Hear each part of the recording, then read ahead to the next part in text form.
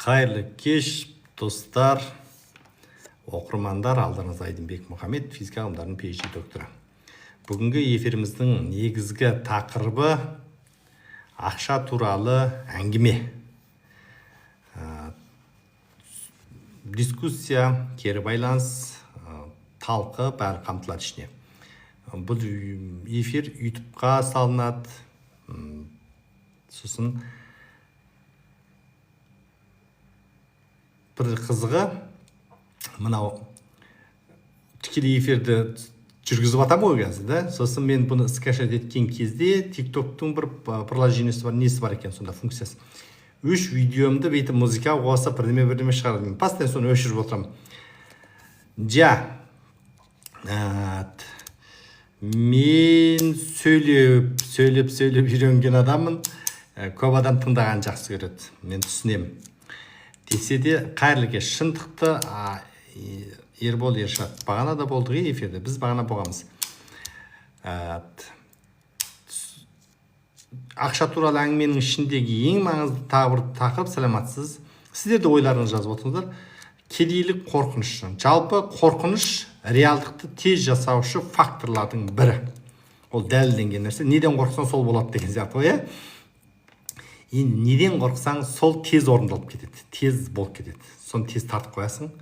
Значит, кедейлік деген нәрсе сондай бір қорқыныш сыйлайды адамдарға. Онда адам кедейлік реалды жасап тастайды. Түсіндіңдер ме? Бірдей нәрсе. Аурудан қорқсаң ауру жасайсың деген сияқты. Кедейліктен қорқсаң кедейлік. Осы кезде біз адамдардың енді әрқайсысына не керек екенін мен білмеймін деді, кірмеймін көбінесе. Адамдар маған хабарласып, анау-мынау болған кезде айтамын, мене не керек, не мәселені шешеміз деймін, болды. Артық оның жеке өміріне кіріп керек емес. Мен 5 шілде, 7 шілде сабақ ұйымдастырып жатырмын, 168 мың теңге. Оған қатысу адамдар еркінде. Мен сол жерде қамтимын біраз мәселені. Тақырып ақша қорқынышын арылу, немесе ақша қорқынышын жою демей қояйық, соны управление жасау үйрену ғой. Ол қорқыныш всегда болады. Қорқыныш ол компас сияқты нәрсе. Сіздер лайк басып отырсыздар. Бүгін еркін тақырып, денелеріңізді бос ұстап, стрессте болмаңыздар. Өйткені қызық болады. Жалпы кейде эфирдің өзі де адамға стресс сыйлайды. Неге? Адамдармен сөйлескен кезде ол іштегі программа әрбір сезім сыйлаушы факторлар ол белгілі бір программа деп саналады. Соның ішіндегі ең осы ақша туралы айтамыз дедік қой. Ақша туралы айтудың ішінде кеше біреу айтып жатыр дейді. Адамдар білесіздер ме, үнсіз жүрген кезде мына алтын нәрсені істейді депші. Мен оны миымды ашытпай қойын. Жалпы тихий гнев деген нәрсе бар. Тыныш ашу ма? Төтеш аударсақ. Тыныш ашудың өзі де өте үлкен энергияны сұратын факторлардың бірі. Ары қарай қалай айтайық бүйтіп қозғап мені түсіндіруге ынталанбай қойыншы. Түсіндірем, тек қана сабаққа келген кезде түсіндірем. Қалған кезде былай айтып кетейік, эфирдің мақсаты сол ғой. Үнсіз жүрген адамда 6 нәрсені жасайды, мүмкін 66 нәрсені жасайды, маған қызық емес. Бұл жерде тихий гнев. Тихий гнев деген дүние, адам бірімен жасап, соған өкініп, әттеңе неге істеп қойдым екен, неге бейттім деп қатты болмаса да белгілі бір деңгейде ашуланды. Бұл тихий гнев деп аталады. Тыныш ашу кезінде адам раздражение алмай қой, трубканы алмай қоятын, қашадын, немесе көргісі келмейдің деген сияқты нәрселер ояна бастайды. Сол кезде сен қайтесің, бағасып, басқа жаққа кетесің. Сосын курста айтылатын тағы бір мәселелер, мынау версия мәселесі. Мен оны бұрыннан айтқам, жаңа версия, көне версияны айттық, енді версия көп. Адамдар қазіргі мынандай бір ойланса болады, кейде өзде бітеп, жалғыз отырып былай ойланса болады. Менің қазіргі осы ситуациям өмір сүріп атқан, менің өткен өмірімдегі бір кезге ұқсайды деп. Біреулердікі университет кезіндегі бір кез ұқсайды, ол қай жылдар еді? Немесе той жасаған жылдары, немесе махаббаттасып жүрген, немесе мектептегі, немесе кішкене кездегі, немесе бір қоныс аударған кездегі бір кездермен ұқсайды ол. Немесе бір кездегі бір көтерілген, құлаған кезден. Сол сценарий қайталанса, демек сен сол версияға кетіп қалдың деген. Ол туралы алдыңғы жолы эфирлерде айтқанбыз, бүгін еркін. Сосын тағы бір бағана эфиримді осыған қосып кетейін, өйткені мұны ютубқа саламын дедім. Мәселен, бизнесмен хабарласады, кәсіпкер болсын, анау болсын, мынау болсын. Ол айтады, адамдар менен ақша сұрайды, телефон звондайды, шаршап кеттім, құрсыншы деп. Кейбіреулеріңіз кейде балаларың ақша сұраса, күйеуің ақша сұрамаса екен деп тұрасыңдар ғой. Сұрамаса екен, немесе жұмысшым ақша сұрамаса екен деген сияқты. Ситуация мынандай. Не айтқым келген аз айтамын. Адамдар жағдайдың өзгергеніне байланысты икемделіп бастайды кейдеш. Осы дұрыс па, дұрыс емес па деген талқылап жатырмыз. Біреу магазин ашады, 2 жұмысшы істетеді, немесе 3 жұмысшы істетуі мүмкін. Саудаң жүрмей жатыр, ақшаң азайып жатыр. Бүгін ақша туралы айтамыз дедік соны. Ана саудагер қайтеді, кәсіпкер шағын 2 жұмысшыны жұмыстан шығаруға ұмтылады. Лажы болса, көрдіңдер ме? Өзім істей салмаймын ба? Өйткені ақша азайып жатыр, немді төлеймін деген бір. Кеше бизнесменде тоже.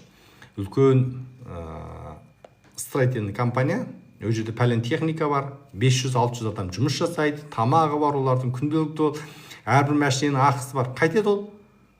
Машинені қысқартуға, жұмысшыны қысқартуға. Оны қысқартқанмен сен ана зәулім ғимаратқа айтып салып боласың. Осындай жағдай біреу магазин ашып, ақша азаяса, жұмысшыны шығаруға ұмтылады, төлемеуге ұмтылады. Үлкен кәсіпкерде тоже төлемеуге. Тоже кейбір адамдар өмірде ақшасы жақсы болып тұрған кезде баласымен қыдырып, туда-суда анау-мынау, күніне мороженое, күніне көше, шопинг, ақша азайған кезде аяқты тарта бастайды. Болды. Балалар енді сабырға келейік, кішкене қаңғыра бермейік, ақшаны жинақтайық, айтайық, бүйтейік, финансовый грамотность керек бізге деген сияқты ұстаным ұстап бастайды адамдар. Мен ондайлар көп көріп жүрсіздер. Эфирде де айтады көп, мен білмептім. Өз кезінде мен ақшаны оңды солды шаштым, биттім, содан кейін міне кедей болып қалдым анау. О да емес бұның. Бәрі айналып келген кезде адам өмір сүріп отқан ортадағы болмыстың өзгеруіне байланысты қайтеді бұл. Жиырылып бастасаң, сен кедейлесіп бастайсың деген сөзді білдіреді. Енді не істеу керек? Бірдемені істеу деген міндет емес. Сен неғыма? Жиырылма кіріп сияқты жиырылып, ананың бәрін етсең, ананың барлығы сен жақсы болмайды. Жиырылма кіріп. Қалай болды еркіне жібер? Төлейтін төле. Мәселен, кейбіреулер әйелдер болады енді. Бір кезде бір күшті болып, олар бір домработын салып кетеді. Сөйтіп, еркін, өзі бір жақсы болып, өз-өзіне қарап, немесе тырнағын боятып, қырынып, шашын бояп, күшті болып кетеді. Какой-то момент, что-то ақша дұрыс болмайды ма, болды. Ол домработ. Сен жұмыстан шығарып еді, айтады, ертең келмей қойыңыз. Немесе болды. Жүнім өсе берсін, қырынбай қойық, шашымды боятпай қойын, осы кішкене шықпа жаным шықпа, осы күзге ілініп басам деген сияқты. Оны мен білем. Бұның бәрі айналып келген кезде қате көзқарас. Сол кезде адам ойлану керек. Неге мен бұл қадам жасаймын? Өйткені іште қорқыныштыр. Кедейлік қорқыныш деген осы. Жетпей қалса, немді төлеймін оған, анаған не берем? Мен бағана бизнесменге айттым. Менде жақсы бизнесмендер жұмыс істеймін. Төлейсің. Ақша Айшарға ұшып кеткен жоқ, Марсқа ұшып кеткен жоқ. Кешегі күйің бұл. Просто сен күйден қорқыныш сені ығыстырып жатыр. Қорқыныш деген бір дьявол сияқты, сен бүйтіп итеріп саған сондай напряжение жасайды, напрягать етеді. Сол кезде сен қайтесің, ойың өзгереді.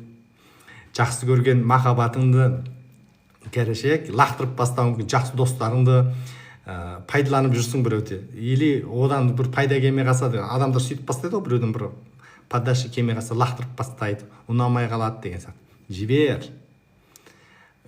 Өздерінше ақталады. Финансовый грамотность деген анау-мынау, оның бәрі жұмыс жасамайды нәрсе, достар. Оның бәрі жұмыс жасамайды. Не істеу керектігін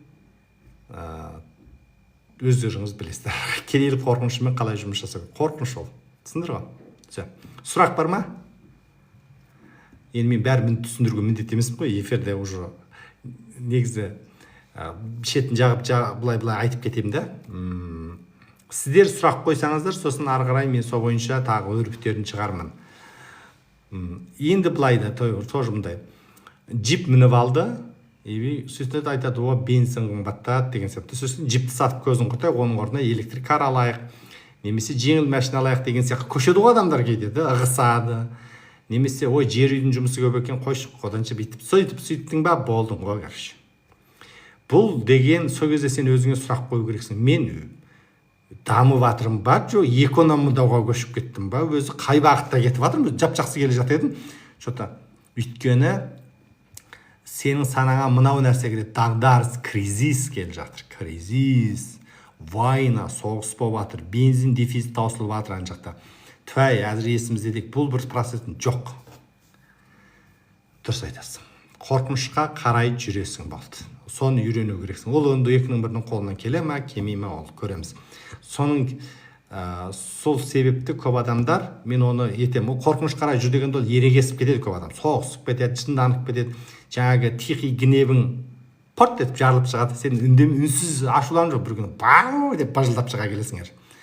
Осының барлығын реттеу, осы бағыт бойынша біз ақша деген нәрсенің осындай сондай беретін дүниесі бар, түсіндір ме?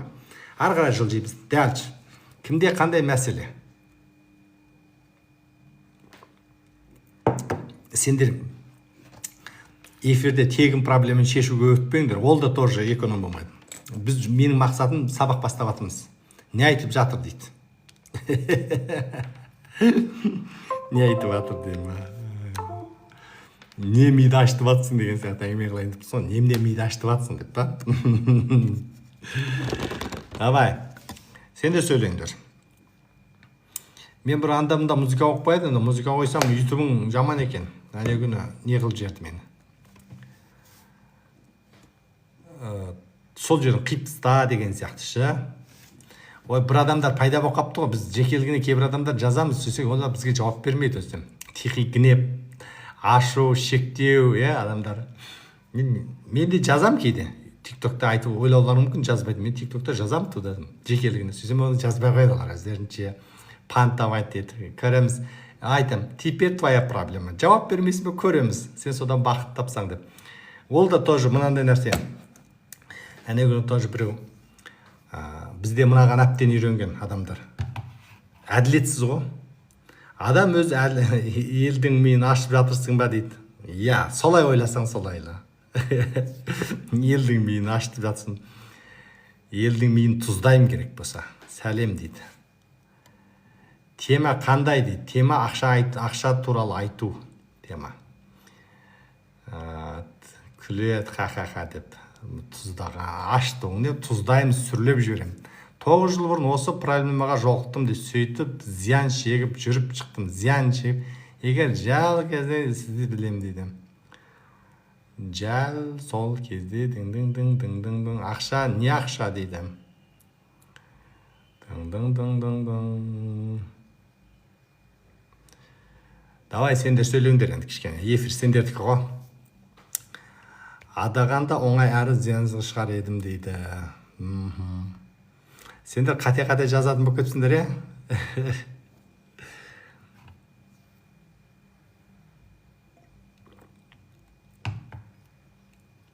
Тема қалтаңды қағу ма дейді. Давай, қағу болса қағу. Сонымен сол ақша болса қағам сол ақша. Енді мына арам ойға көшті ғой, бұна ой арам болып тұр ғой көрші. Сен бүйтіп ойлады. Арам ойға көшіп атыр ғой енді бұл. Ақша айт тыңдайық дейді. Ой, бағанадан бері айтып атырмыз. Вот енді эфир қызды кішкене. Сөйтіп күледі, смайлік жібереді. Өстіп живой болып отсаңдаршы, сөйтіп күшті болады. Это нормальный нәрсе ол. Менде не жоқ, короче. Ана асы дас дейма, не асы да аты да қызық екен. Еше түрлі не қылып отыр ғой. Ол біледі ғой, қайтып бүйтсем не болады екен, бүйтіп айтсам, түртіп асам, тырнап асам деп тұр ғой. Керегіңе төлеп по дейді. Ұра береміз ғой. Эфир, давай ақша туралы айтамыз бүгін, не? Ақша туралы айттық. Көп ол ақша деген нәрсе, махаббаттың өзі ақша тоже. Ақша тек қана қағазбен ғана етіп алып, жоқ, ол дұрыс емес. Қызық, әне күні бір неге барам. Клуб сияқты типа, бар. Отырсам бір екі жігіт кепті ауылдан. Қылжың етіп, ана жаққа отырады, өзі маған тартылып, жанымда екі орындық бір соған отырды. Танысып. Аңқау елге арамза болам де. Ой, мынаны бір қойшы, қан шығармай тұншықтырып паузалай салу керек ау дейм, Трамп жайлы айт дейді. Трамп атаң күшті ұрып тұр ол, Трамптың баласы. Бұнатан оңай шықсасын, неге жаман жазасыздар дейді. Жоқ, жаман жазып атқан жоқ, ол өзінің бейнесін білдіріп жатыр. Ол эфирде ол мен ұнатып тұр ол. Ол біледі ол. Ол дұрыс жазайын десе, ол поведение. Мәселен, бір адамдар болады ғой, біз көбінесе отырмыз ғой, кейде біз ол адамдармен отырамыз. Біреу жақсы, нормал, дұрыс сөздер айтады. Біреу қыршаңқы, сенің бір жеріңді тырнап, шұқылап, сондай поведение ғой. Бірақ ол жаман дегенді білдірмейді. Ол соған үйреніп қалған олар. Біреуді төмендетіп, шын мәнінде бұл бір жаман әдеттің бірі. Бізге әсер етпейді ол өзіне. Қан тамада не болды дейді. Мен танымайды кем. Қан тамада. Ол ақша темасына кірмейді, шын айтам. Біздің ақша темамызға кірмейді. Рахмет, тегін білім беріп жатырсыз дейді. Қыздар дейді, жақсы. Сол жаңағы отырған кезде кейбіреулер ашуланып қалады. Ширығып кетеді. Адам кейде мынаны түсіну керек. Біреу сенмен қай темада, қандай мақсатта сөйлессе де уақытын құртып жатыр ғой, онда уақыты кетіп жатыр ғой, короче. Өмірін құртып жатыр ғой, хотя бы. Жаман деген сөз емес. Біраздан кейін басын сипап, арқасына екі рет қағып қойсақ, болды, досың болып шыға келеді ол. Не болып жатыр? Бізде Алматыда жаңбыр жауып күшті болып жатыр, короче. Әне ысып кетіп етіп, сығандан шыдамай, бассейн болып жүріп, ауырып қалдым. Сөзін қайтын жаздым. Сізді көрсек өмір жеңіл дейді. Өмір жеңіл болады ол, ясно. Давай действовать ету керек арқай. Дәлші. Мен тағы неге жақындамай жатырмын деген сияқты. Сіз былай да? Мен күн сияқты болып тұрмын ба, сіз бүйтіп жер шар сияқты бүйтіп байланбай. Резко жақындасаңыз, үште күнге. Прямо или жанып кетейін деп қорқасыз ба? Жалғастырыңыз деді. Жалғастырам ғой эфир. Ютубты қойдың ба дейді. Ютубқа саламыз ғой осы ютуб. Мейрам. Қара, енді проекцияны кішкене өзгертейік, Мұна ютубты қойдың ба дейді ғой енді. Сен не істеп жатсың? Сен өзің туралы айтшы, давай. Мейрам ба? Сен не істеп жатсың? Енді мына жерде Ванхун, сен не істеп жатсың, давай. Өздеріңе, сендер біреуді істікке тыққанға мастерсіңдер, сен не істеп жатсыңдар, давай сендер. Мен ғой нормально. Сендер не істеп жатсыңдар? Сендер мен үшін не істеп жатсыңдар, давай. Мен эфирмен бір влиять етіп жатырмын ғой. Давай, проекцияны өзгертейік кішкене. Сендер не істеп жатсыңдар? Мен үшін не істедіңдер сендер? Или өздерің үшін не істедіңдер, давай. Сұрақты қояйық. Асыды, дысыды деген жаңа бір тесіп сөйлейтін қайда кетіп қалды. Ол өз үшін не істеді оны? Сен тыңдап отырмын дейді. Жоқ, осығанға дейін мен ештеме істемедім, бірдеңе істеу керек еді дейді. Дұрыс айтты. Мойындау өте жақсы. Өте жақсы нәрсе ол. Соқ бітті. Ана жерде тұра алып келдім. Мен эфирде соқ ішеп отырып жасау керек қой. Қызға, не істеп жатсыңдар? Сендер не істеп? Өздеріңіз, менде проблема жоқ. Көп адам неге маған жақындаған доң айтады? Айтады, сізбен өмір жеңіл. Менде проблема жоқ. Оны шешкен. Ол көрінбейтін энергетика, күй сондай. Істеп жатырмыз ғой, барынша дейді. Не істеп жатсың? Ашып айтсайшы. Стакан әдемі ғой. Стакан бар, стакан. 53 мың теңге стакан. Давай, сендер ақша туралы әңгімелесек деді ғой. Мен именно 50-50 болсын да, давай. Мен 50, сендер 50. Сөйтейік. 100% менің айту міндет емес, сенде давай эфир сөйтейік, сонда кішкене күштірек болады.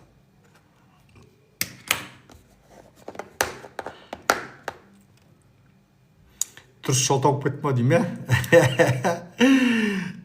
мен ортаға қойып алып, жан жақтан барлықтарың анау Шәріп пенен Әріп пенен Шәріп па, сонда бір фильм бар ғой, сода қызықта ана концерт қояды ауылға барып, сөйтіп ана Есқара деген жігіт, соның гитарамен домбырамен бірдеме айтып жатса, ауылдың халыққа помидормен лақтырады ғой, ақшамызды қайтар, ақшамызды деп, бір помидор келеді аузына, былш ете түседі, Есқара қашады екен, білесіңдер ма фильм, ютубта тұр. Сөйтіп бір күні енді таяқ жеді ғой, енді сөйтіп айтып, сосын жинаған ақша 500 теңге сонда шашады, екеуі қашып кетеді, елдің бәрі алаяқ, алдамшы, екеуі сөйтіп тәуіп болады бір жерге барып. Тауып болып ақша табады. Сөйтіп бір тауып болып жүрген кезде, о тауыпты крышевать етеді екен ана, сол жердегі сақшы. Сөйтіп жүрген кезде, сол алдына ана помидормен ұрған адамды біліп көріп қойған ғой ол ана. Сол кеп қалады. Ана Есқара. Соны бүйтіп, ол тауып қой, енді бір танып тұр да, аузымен өз кезде помидормен ұрған. Сосын анау жылап ке, ол танымайды анау. Бұның айтады, осындай жағдайым қиын болып тұр, тәуіп жолымды ашып берші, айтып берші, жолыңды ашып, сосын жарайды дейді, ақшаң төле дейді. Сөйтіп та стенаға байлап қойып помидормен ұрады ғой өзін. Сол сияқты сендер мен ортаға алып алып неше түрлі сөзбен ұрмай, енді давай. Мынау тірі ма, мынау жер басып жүр ма, мына адам әлі маған бірдемесін жаудырыр, кино түсірсей көреміз ғой. Уже скоро күшті проект жасап жатырмын. Шатымашы дей ма? Шату деген не? Байлама деген сөз ғой, бұны шату керек бұл адамды. Ана, мен өзім көп жылдардан бері жұмыс жасап, адамдар кейде егер сендерге де, адамның иммунитеті әртүрлі бұндай нәрсеге.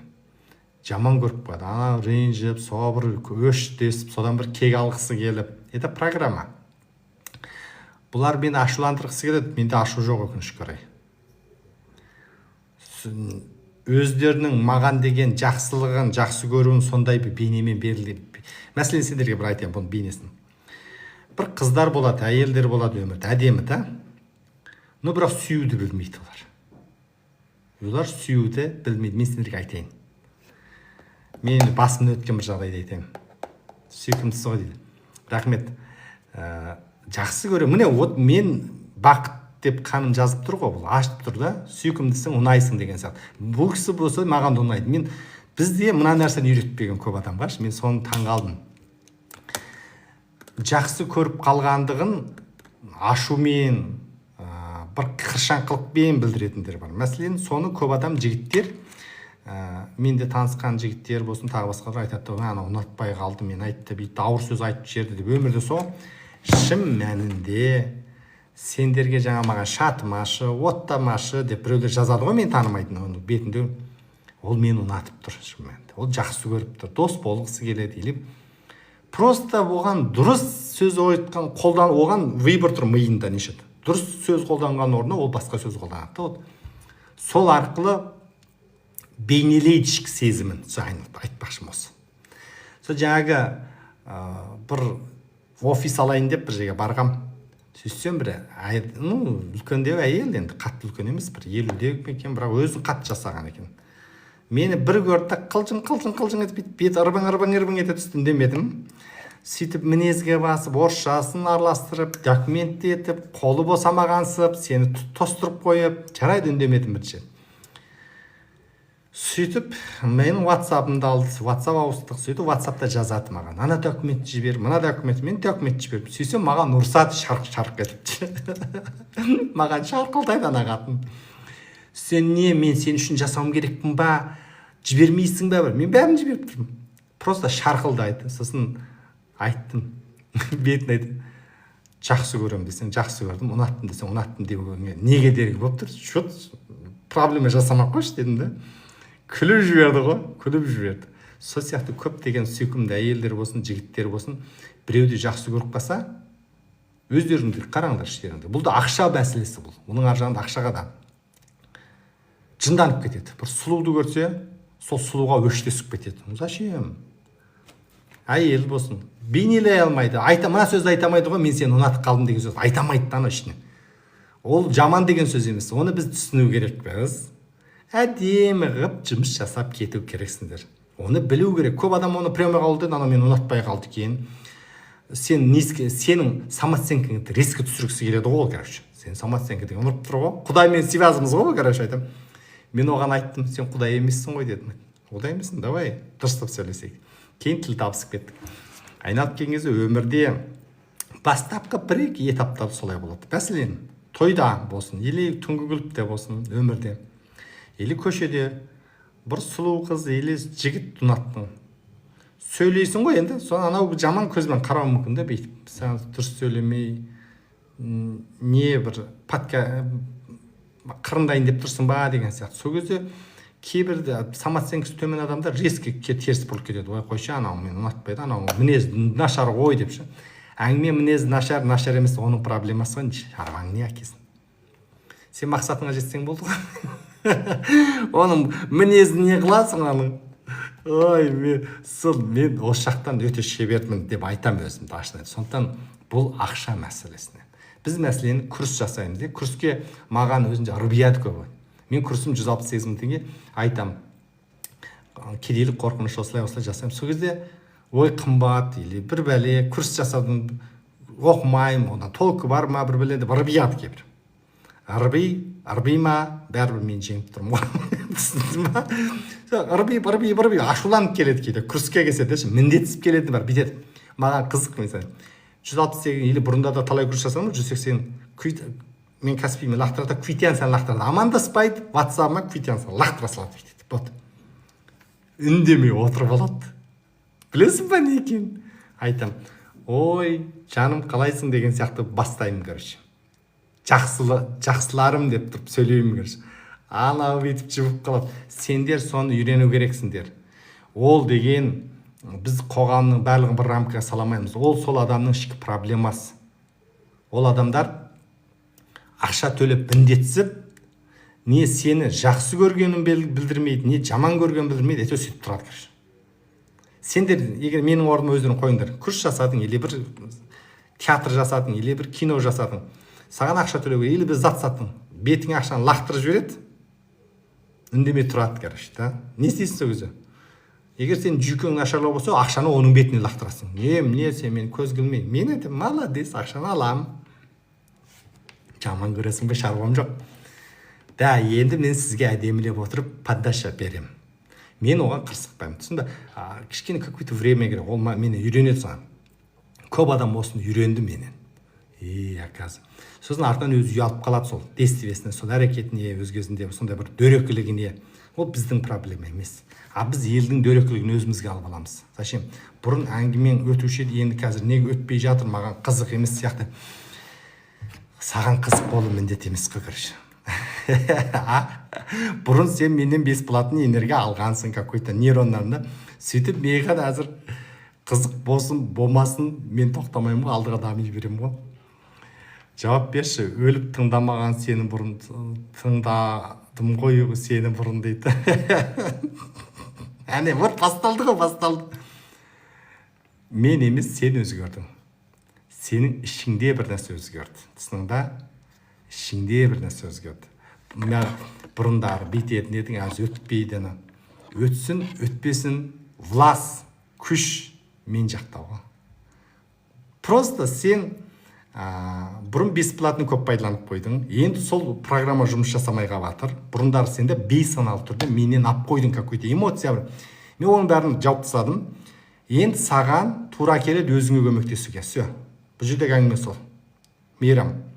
Енді сен өзіңе көмектесуге тура келеді. Мен дым кеттім бәлді дейді. Дам кеткен жоқсың. Просто сен өзіңе көмектесу керексің. Сен сол кезде дамисың. Әйтпесе, сен халявщик болып үйреніп алғансың. Сен міндетсізсің, мен өзгермеймін, маған беру керексің, мені қуанту керексің, или мен бесплатный энергиядан питать етуім керек. Олай болмайды. эта матрица не работает уже. Все айттым ғой, көне версия. Сен көне версиядағы айдын дәптен илеп бейсаналы түрде энергияны алдың. Все, енді или қайтарасың ақшалай или екеуміз екі жаққа кетеміз. Мен алдыға дами берем, сен де таңдау тұр әзір. То ескі, ол ескі мейрам болған. Енді жаңа мейрамға өтесің, сол кезде мен түсінесің ба? Новый версияға өтуге тура келеді соған. Әңгіме осында тұр. Менен бараз нәрсе үйрендім ғой бірақ дейді. Иә. Все, енді күріске қатысасың, или дос боласың, араласасың, дамисың, ақшамен жұмыс. Ендігі фокус вниманияны ортамыздағы ақшаға қоясың. Все, болды. Қазір дым өтпей жатыр. Өту міндет емес, мен өткізбеймін де жаршы. Бір айта, сен бүйтіп тұрсың ғой, маған дәлелде. Былай, өте, мейрам өте жақсы. Мына өте күшті нәрсе кетіп жатыр. Қазір мына бүкіл адамда осындай. Мені иландыр деп тұр. Бірінші сенің ішіндегі программаны айтайын. Мені иландыр. Екінші, маған дәлелде. Көзімді жеткіз, безопасность бер, мен сосын барып подтверждение беріп, сенің ары қарай қабылдайын депсің. Бірін де бермеймін. Әңгіме. Өтсін маған. Ештеңе айтпаймын. Міндетті емеспін. Осылай әңгіме. Екеуміз мынау өте маңызды нәрсе. Мен дәлелдеуге, өзіме де, саған да дәлелдеуге, мен просто алдыға жүріп кетіп бара жатырмын. Сен де әзір, сен қазір тупикке тірел, сенің разумың какой-то. Ол өте маңызды нәрсе келіп тұрсың сен, шын мәнінде. Сен тупикке кеп тіреліп тұрсың қазір. Матрица жабылды, саған өзгеруге тура келеді. Все. Бәрін тастайсың, ішіңдегінің бәрін тастайсың, мына мнениенің бәрін қалдырасың артқа, алдыға басқаша өзгересің. Давай, чисто баю, бақытты бол, ақша, арғай. Өзгеруге тура келеді. Болды, басқа айтарым жоқ. Өткөз, бұл Қазақстан қоғамында қалыптасқан жалпы коллектив санада қалыптасқан программа. Мәселен, квенчиктердің барлығы олар образда ойнап жүрген клон сияқты. Халықты күлдіру үшін мынаны айтсам халыққа өтпей қалады, мынаны айтуым керекпін, мына халыққа жағу. Бұрын айдын саған, бұрынғы айдын ол. Саған жағу үшін көп нәрсе істеген, өзің құрбан. Енді мына айдын біледі. Все, это затрат энергия. Түсіндің ба? Сөйтіп квенчиктерді құсап, сен мені стенадағы квенчик құсап көріп тұрсың. Болмайды, оның квенчигімен ұқсамаймын мен. Мен саған бірдеме дәлелдеуден кетіп қалдым. Түсіндір ма? Сендер соны біліңдер. Бірақ мен жұмыс жасап, күшті проект жасап кете беремін. Соны түсін. Осы жердегі әңгіме. Квенге барған адамдар айтады, бізді күлдірамады деп айтуы мүмкін да. Әңгіме ода емес еді. Мен баратын болсам квенчикке. Күлейін, күлмейін, мен квенчиктердің сол жерде сонша сағат өмірін құртқанына, сонша ізденгеніне рахмет айтам. Түсін ба, мен міненем. Ол маған өткізу міндет емес. Бірақ көп квенчиктің қателігі дәсіп бар. Әртістердің қателігі, театр сахнасындағы қателігі, халыққа жағу үшін, ұнау үшін. Ұнамасақ, жақпасақ, халық бізге ақша бермейді деген, о да принцип. А мен соған қайрама қайшы жүрем. Халық мені ұнатады, ұнатпайды. Мен өзімдікін істеймін. Түсіндір ме? Болды әңгіме осы жерде. Әңгіме осы жерде. Міне.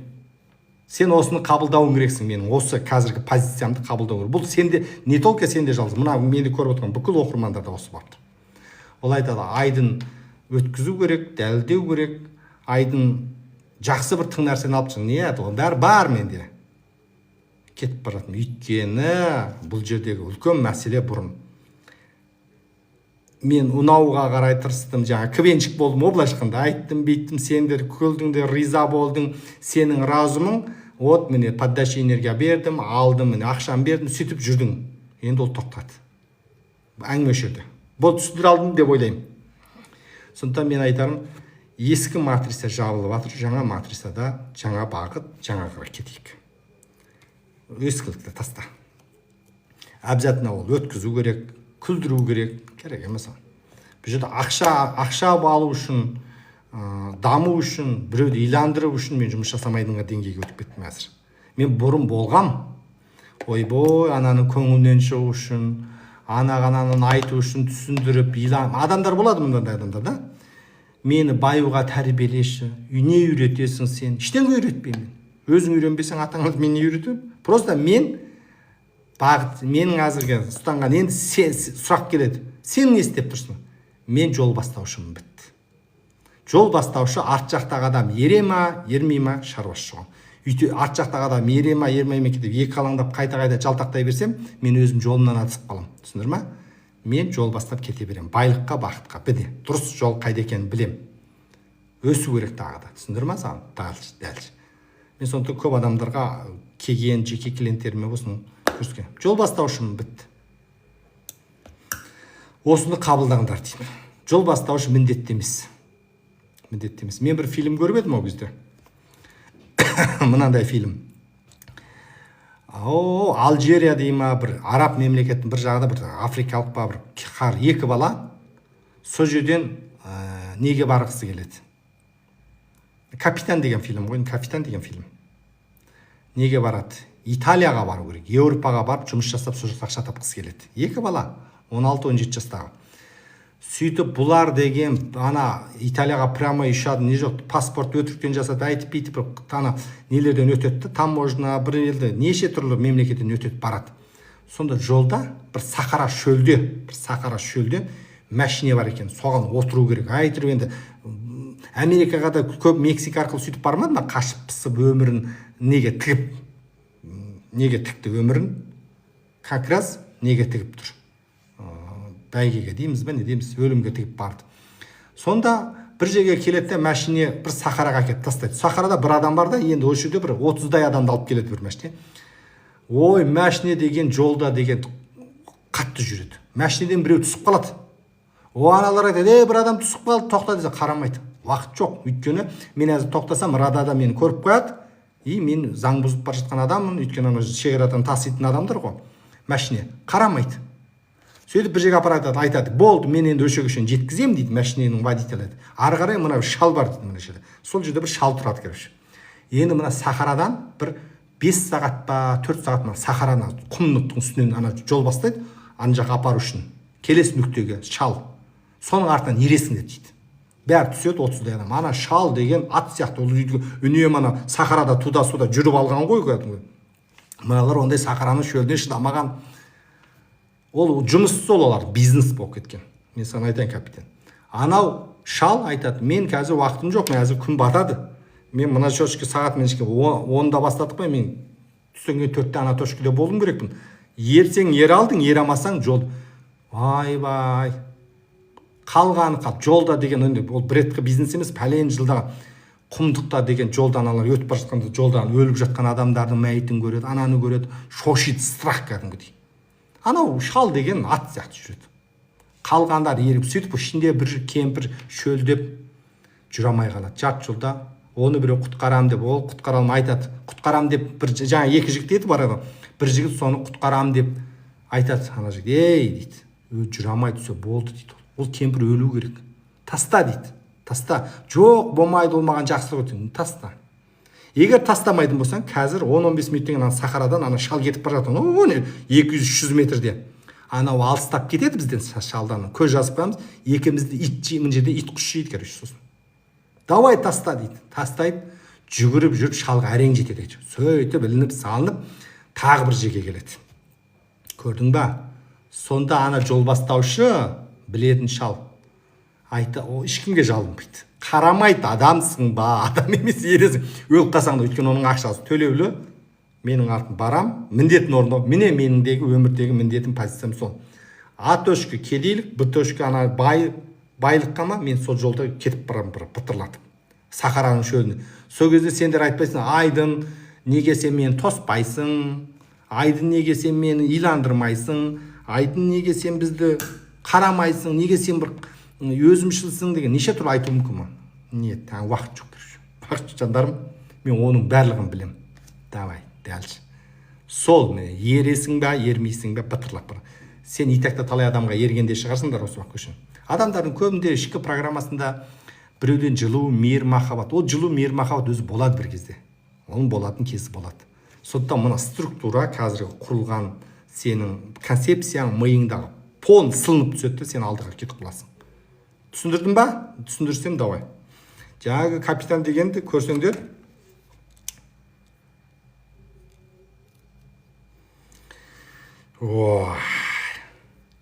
Мейрам ба? Мейрам, өш жерден қош айтсайық давай, жарай ма? Пока. Сен кет. Эфирден кет, жарай ма? Все. Мені бүйтіп заставлять етуге сенің ешқандай құқығың жоқ, саған полномочия ешкім берген жоқ, жарай ма? Мен қайта сені көзге алып, назарға алғаныма рахмет айт сен. Сен назарға алғаныма рахмет айт. Мен эфир көп адамдар мен сабақ өтемін ғой, сонда айтам ки, мен тілге тиек еткенім үшін рахмет айт, сенің атыңды атап. Сен ешкім емессің деп айтам сендерге. Мен просто кетіп барам, сендер автоматты қамшы бастырмайтын ат сияқты ілініп кету керексің. Түсініп тез сол кезде мынандай болады. Әйтпесе нагрузканың бәрін, жауапкершіліктің бәрін мен мойныма іліп алсам, жұмыс жасалмайды. Бітті. Әлсина, сені жарухимиңдан қылуым керекпін ғой мен. Ол емес, Пайда болып қапсың ғой? Пайда болып қапсың ғой? Пайда болып қапсыңдар ғой? Тірілдіңдер ме? Или дұрыс емес жол басып қойдыңдар ма өздері? Біреулерге айтам, молодец. Егер сен мен айтқан көнбесең, дәл сол жүріңе жүріп көр. Біраз қайтып келеді деп. Сондықтан жол бастаушы шалмен, жол бастаушы адаммен дауласқан тоқтат. Мен бір нем бар еді. Қазір сендерге көрсетем. Мен сендерге көрсетем әзір. Сендер мені сондай ретінде қабылдағандарыңды дұрыс деп айтар едім мен. Түсіндір ма? Сондай деңгейді қабылдағандар дұрыс деп айтар едім. Қазір мына болмады. Соткіден. Күлесің ба? Күлесің. Молодец. Көреміз.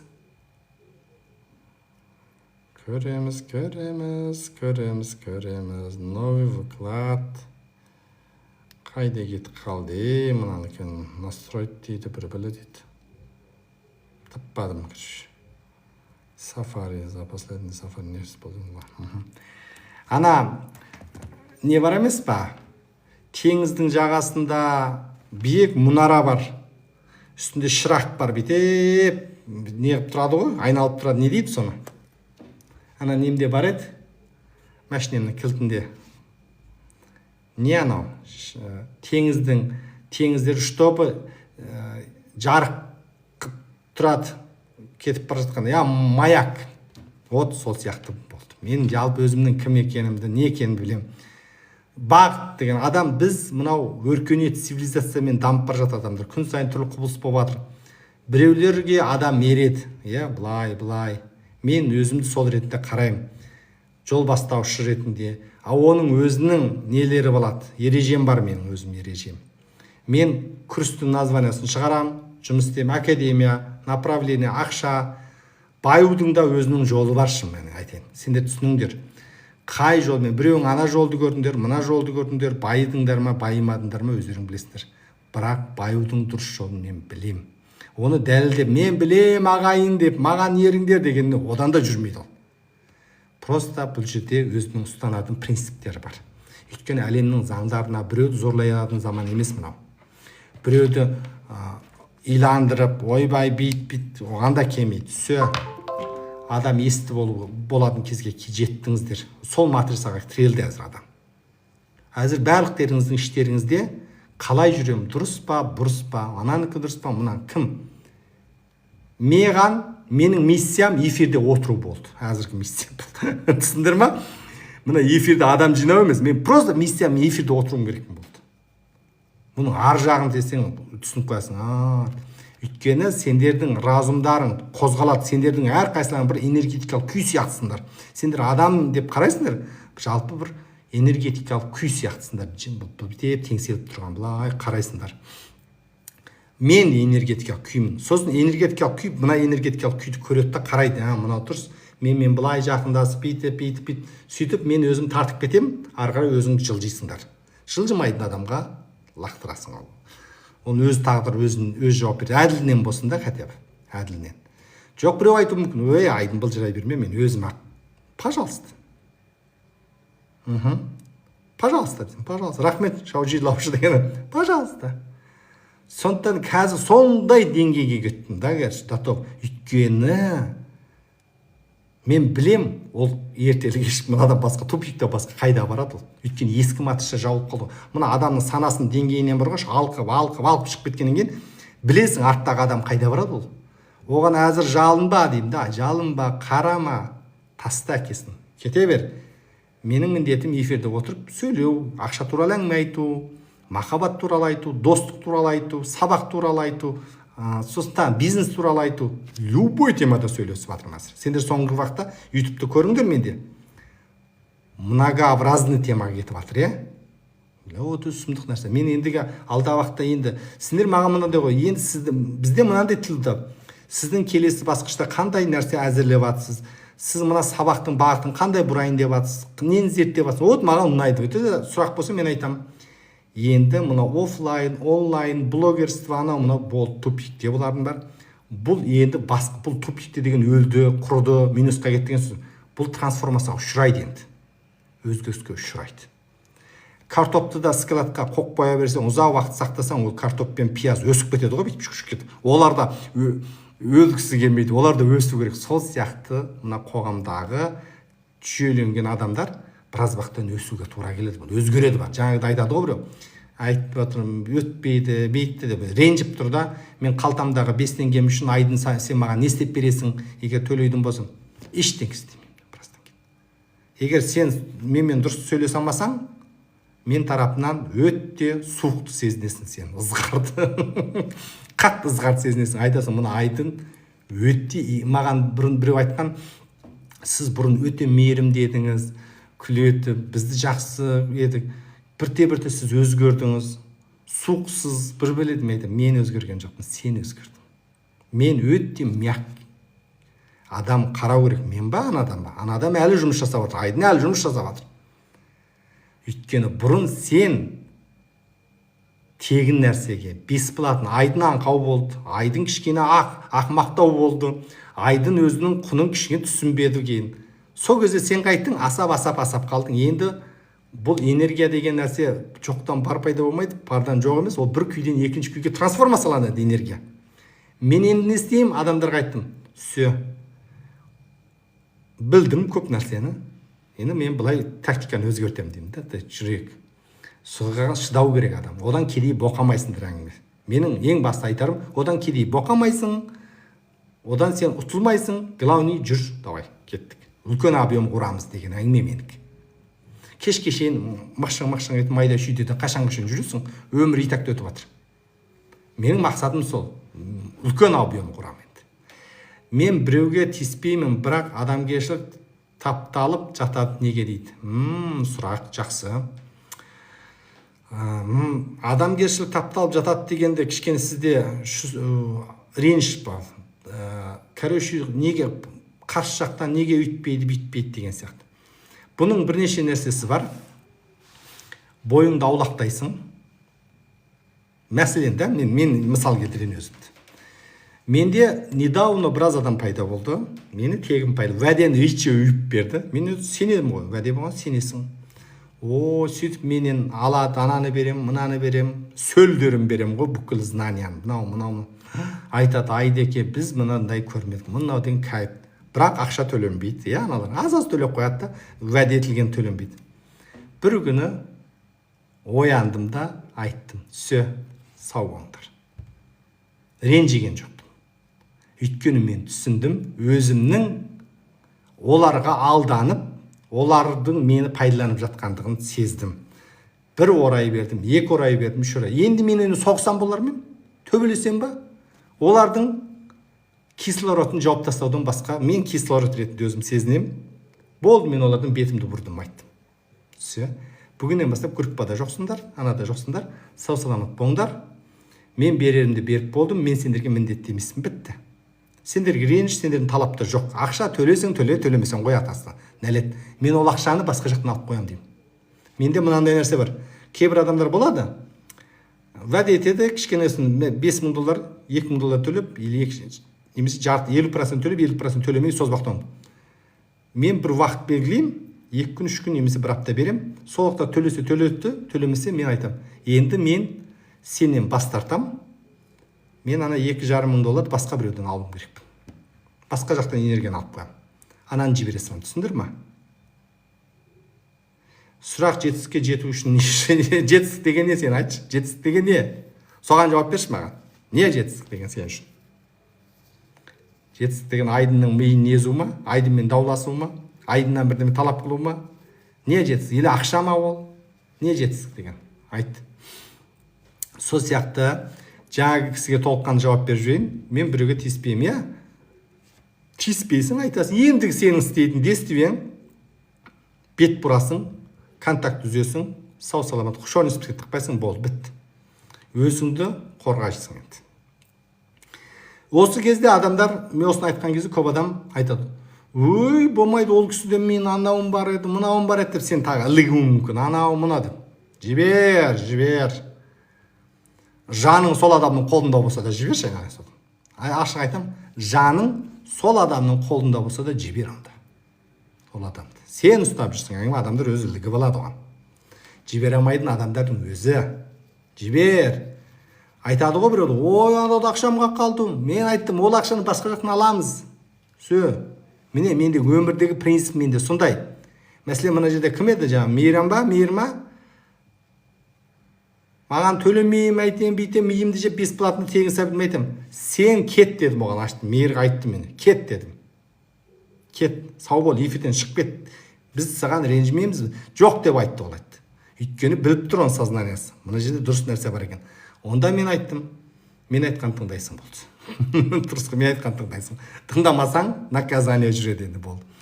Әңгіме осында. Мен наказание жасамаймын. Сенің разумың наказание жасайды. Сен высший разумың. Сен высший разумға білмейсің, сенің өзінің высший разумың қандай деңгейде жұмыс жасайтын. Сен әр адамның высший разумы болады, жоғары деңгейлік санасы. Сол сана бәрін біледі. Сен былайша айтқанда Құдайға ең жақын сана ғой. Егер сен әділдіктен тайқысып, бірдемеден етіп өзіңмен искусствоны жасайсың ғой, қолдан бір себеп, сылтау, анау жазалайды сені, атаңын айтты. Әңгіме мен сондықтан көбінесе айтам, уәде бердің ба, орында, айтпесе анау жазалайды сені. Высший разум біліп тұр ғой барлығын.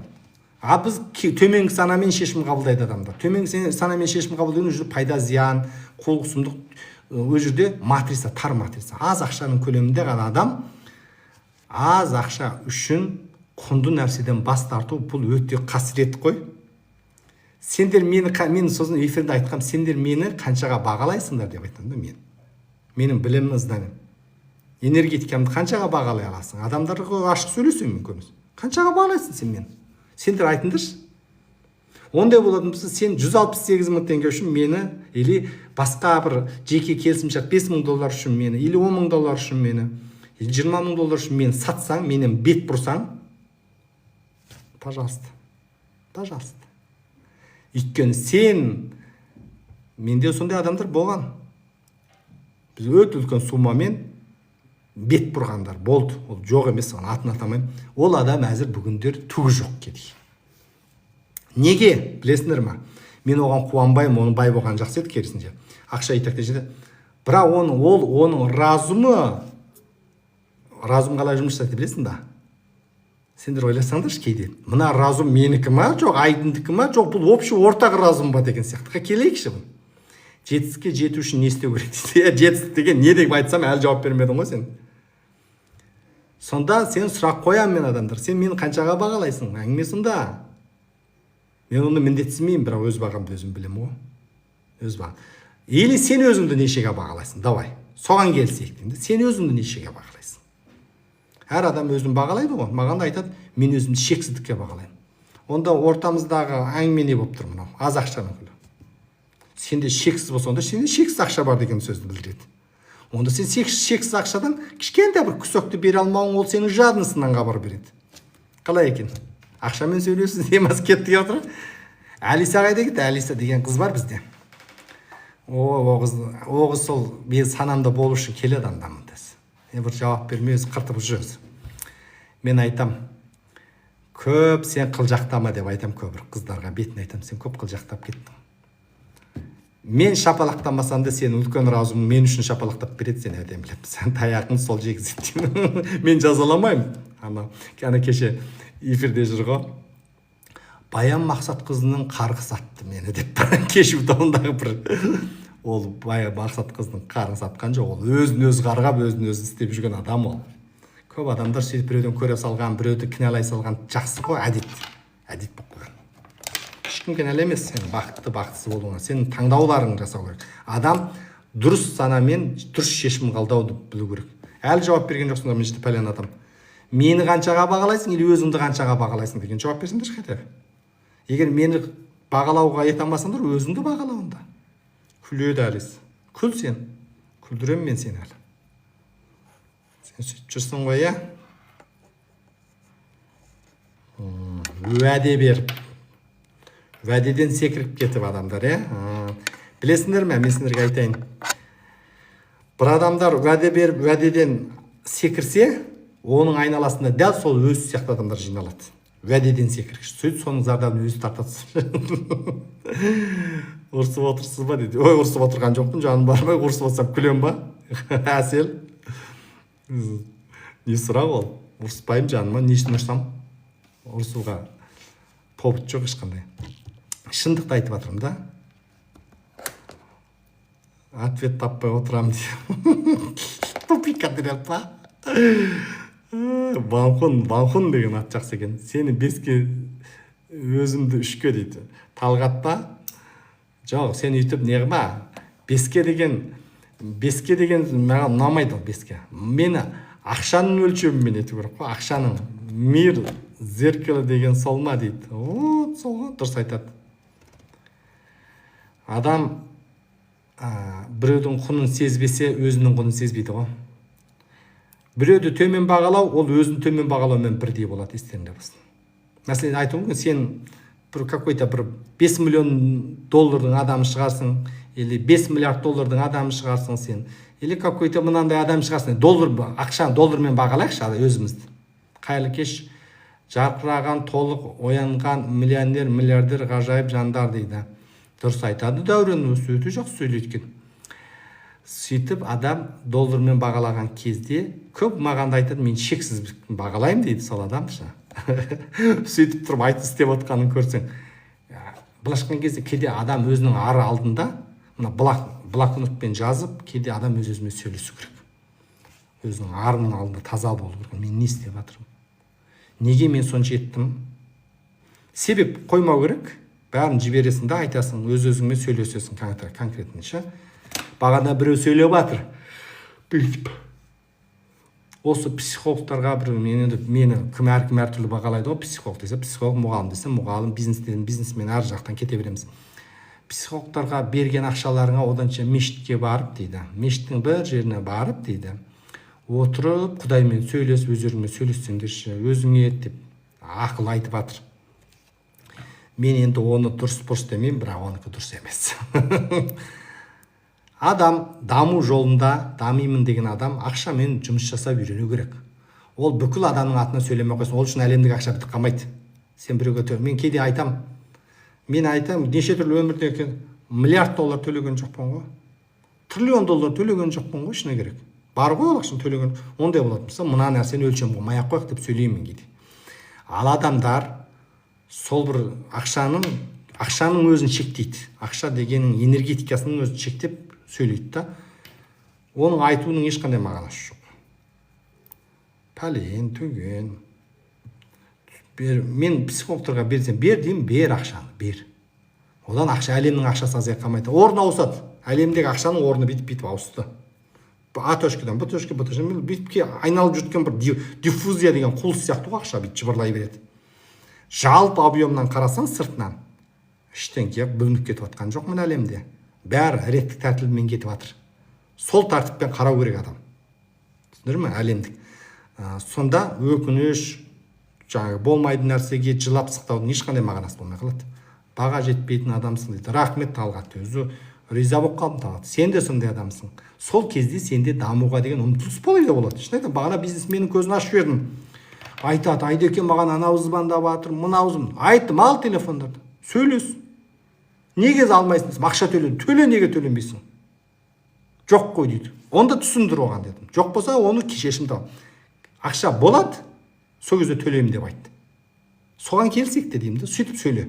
Өйткені қарсы жақ сені төлемей қояды, қашып кетеді деп қорқып тұр ол адам. Мен сендерге айтайын, сендерге.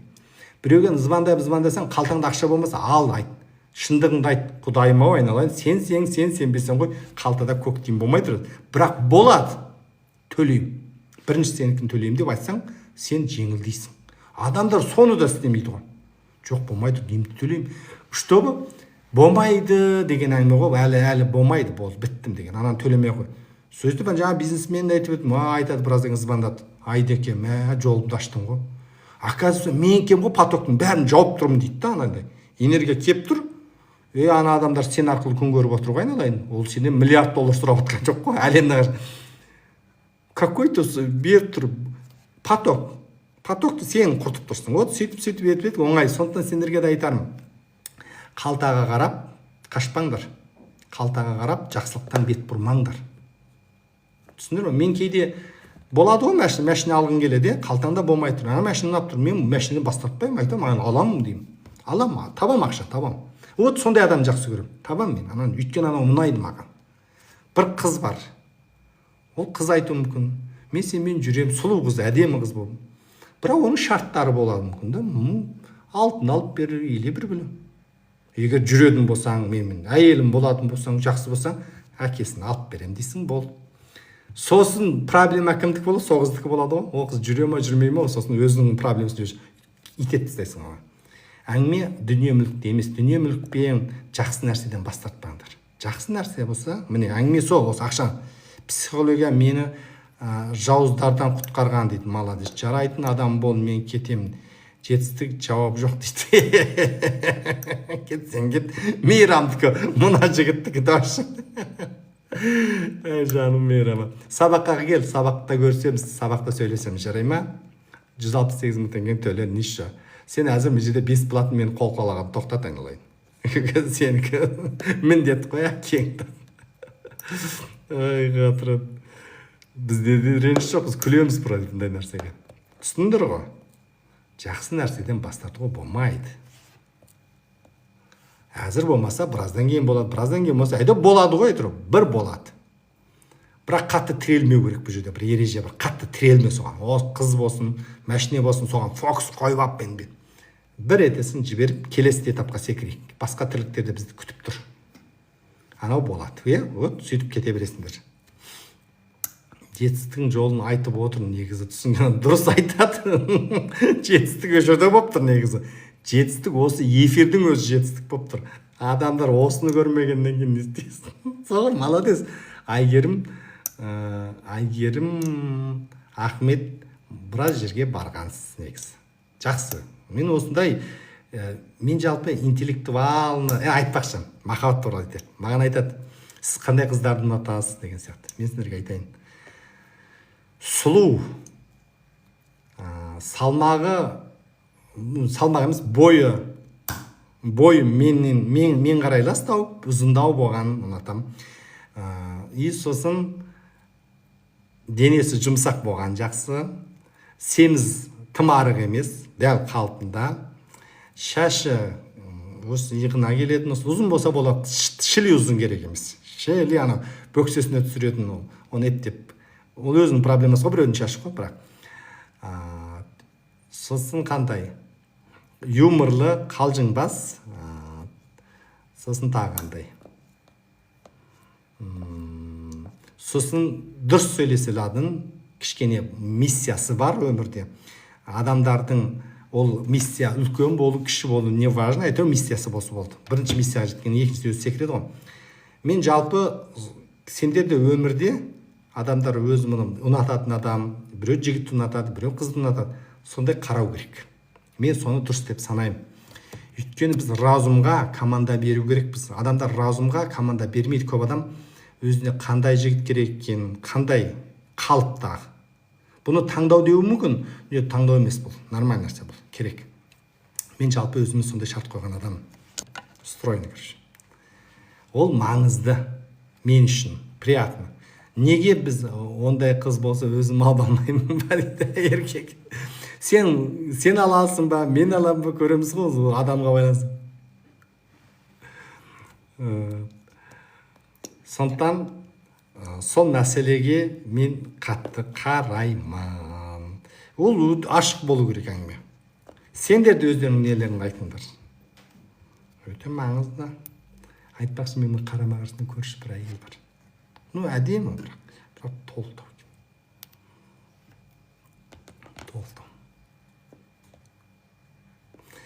Жетістікке емес қармақ құр. Ой, сен қармақ құрам ба, құрмайын ба, жер бетіндегі бүкіл ақшаға қармақ құрдым, не істейсің анда біраздан кейін.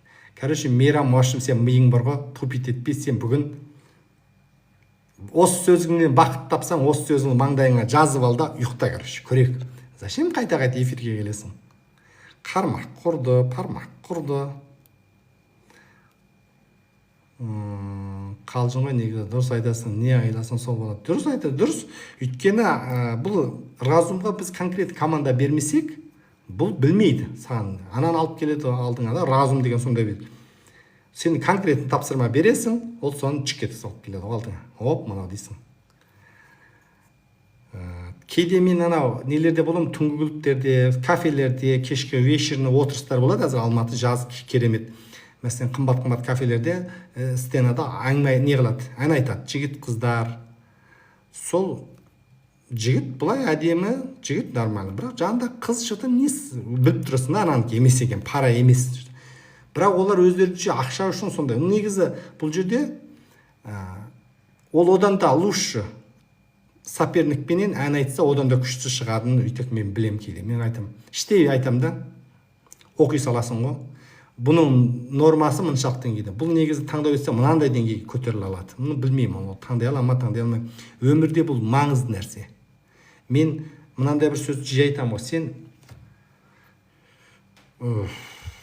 әлемдегі ең жақсыға лайықтысың дегенді. Өте маңызды нәрсе. Жетістік айтып тұр, просто разум түсінген тұр, мен түсініп отырмын, тегін айтып жатыр, түсініп дың дейді. Короче, түсіне ма, түсінбей ме, оның проблемасы, Біз ондай адамдарға айтамыз, тегін проблемалы адам бізге керек емес. Менің айтатынды сол ғой, тегін проблемалы адам менің әлемімде жоқ деген сөзді түсіну керек. Не деген сөз?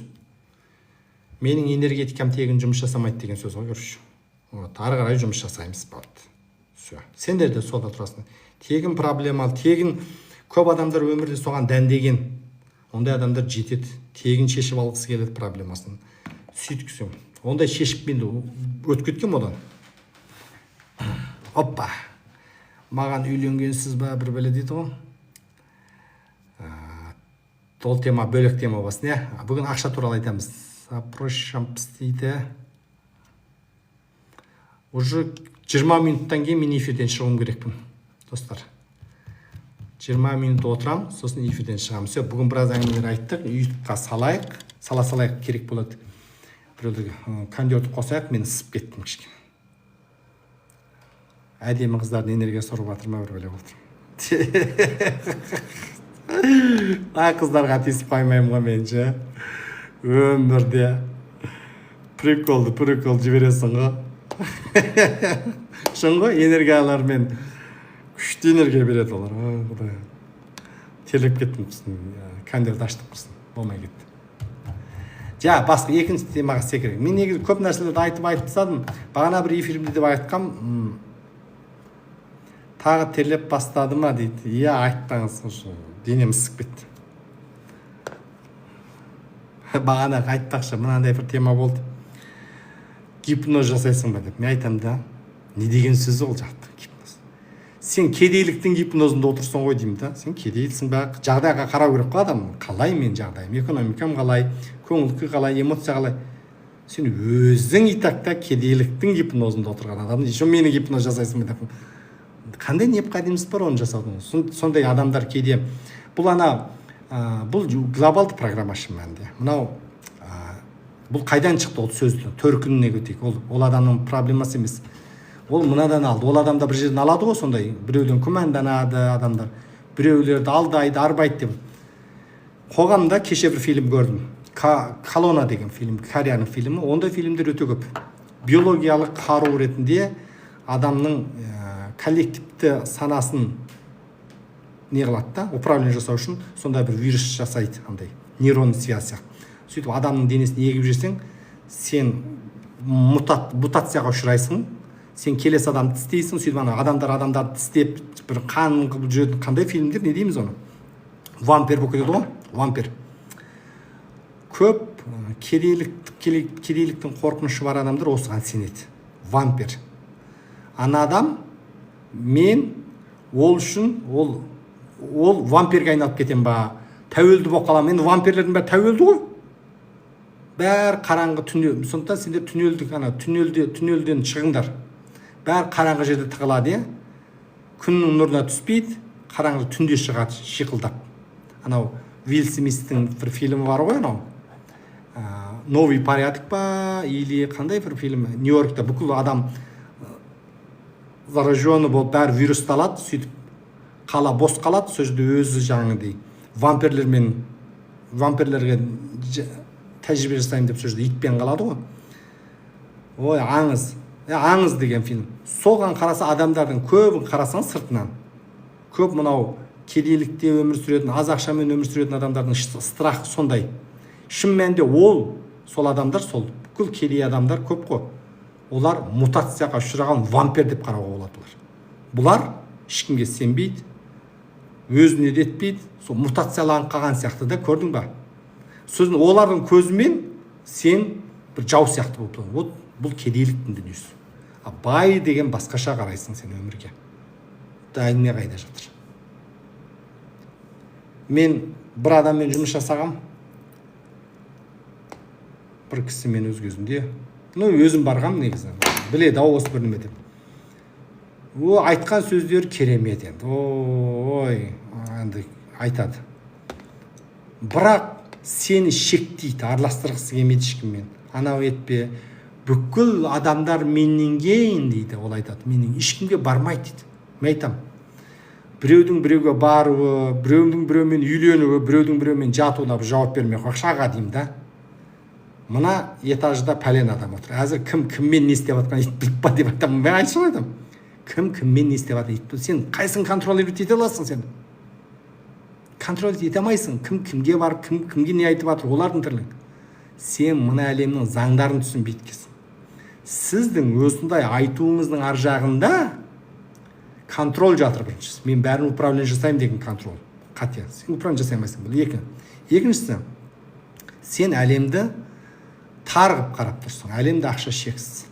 Ақшаның пайда болғанына 240 жыл болды. Доллардың пайда болғанына. Одан бері шығып атыр. Адамдар өліп кетіп атыр одан. Доллардың жасы біздің жасымыздан ұзақ болып кетті. Доллар ақша көп. Енді болатын болса, осы ақшаны неге біз тар мағынада қараймыз? Просто мынандай заңдылық бар деймін да, аға. Жер бетінде қанша адам болса, сонша адамға бүкіл ақшаны бірдей қылып таратсақ, біраз уақыттан кейін кедей қайтадан кедей болып қалады, бай қайтадан бай болып кетеді. Білесің ба? Осыдан. Сондықтан сен мына заңды түсін деймін да. Адам өзі тар болып, өз еткеннен кейін, ананы түсіне алмағаннан кейін қайтады аш ол. Өз ештеңе бергісі келмейді, ала берем дейді. Олай дұрыс емес. Ақша жетеді. Үлкен мағынадан қарау керек. Үлкен миссиямен, түсіндір ме? Өте сауатсыз мінезің бар сол сияқты. Я неше тіл білесіз дейді? 5 тіл білем. Сондықтан бағанағыда сендер кейде сыртынан қарап, оны өз басыңа да алып келу керексің. Сен жаңа бизнесменде, оны мен өз басыма алып келем де, мен соның орнына қойсам, қандай шешем деп, шешіп тастаймын мен. Ол сол сияқты істесе, бұл шешіледі болды. Сол сияқты сендерден кетесің. Дәлші. Біз цивилизация ары қарай дәлші кете береміз. Әртүрлі тақырыптар болды. Сендер өздерің туралы айтыңдаршы, давай. Сендер өздерің туралы айтпайды екенсіңдер, тығылып, тыңдап, үй аласыңдар ма? Или бір нәрсені білдірдіңдер ма? Не айтып алсың? Сендер өздерің не айтасыңдар? Айтыңдаршы сендер өздерің туралы. Бағана бір сұрақ, менде бағана болған, аны ортаға алып алып, сендер сұрақтың астына ала бермей, кішкене өздерің туралы айтың үйреніңдер. Ақша туралы әңгіме деген осы.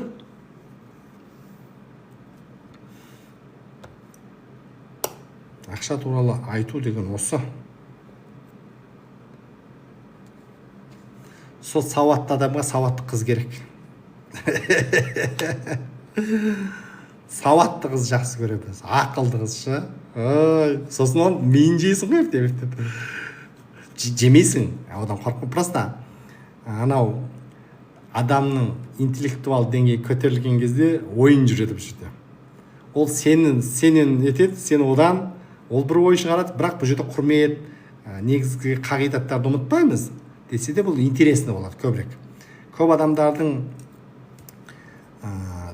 жаңағы ұзақ өмір сүрмей кетіп қалуы, жолдасының о дүниеге ауырып қалуы, екеуінің ортасындағы энергетиканы, баланстың бір тығырыққа тірелгеннен хабар береді ол. Ары қарай жол таппады, соны бітті, екеуі біреу бүлінуі керек.